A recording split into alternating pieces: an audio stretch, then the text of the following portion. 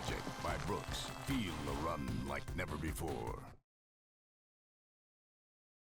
Welcome to the next in our series of Brooks training videos. I'm Mihira Lakshman with Canadian Running Magazine. Today we're talking about core strength. I'm here with Lindsay Dixon of Zentai Wellness. Now, Lindsay, tell us why runners should care about core strength. Well, really, core strength is important to help improve running economy and prevent injury. Now, what kinds of areas should runners focus on?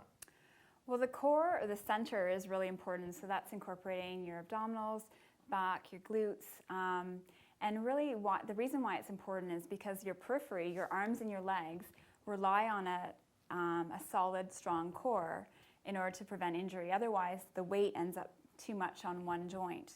And that's where you can get injuries like hamstring strains, Achilles tendonitis that are common to runners. Can you show us a few examples? We have Carrie Kaluski to help demonstrate. Sure, yeah, that would be great. So Carrie, we're going to move on to the 3 core exercises. So the first one is called a dynamic forward plank. So I want you in a forward or a push-up position. Okay. You want to make sure you're not arching through the back. And then you're going to move on to your forearms, one at a time. Good. And then come back up to a straight arm position. So what I want you to focus on, and keep continuing that, I want you to minimize the amount of side-to-side motion. So you're really going to focus on keeping your abdominals tight and slowly transitioning. Great. So you're going to start with doing this for 30 seconds and then move up from there.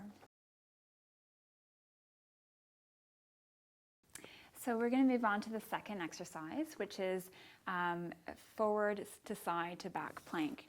So you're going to start in a push-up position again. And again, this is working core strength. So you're going to hold this you can start with 15 seconds, but we won't do that today, just to show the exercise. And then you're going to move on to your side to do a side plank, making sure your wrist is in line with your shoulders and lifting up through the hips. You're working through here. Again, holding that for 15 seconds, and then we're going to switch on to your back to do a back plank. So now in this position, you're going to lift your hips up. Good. Great.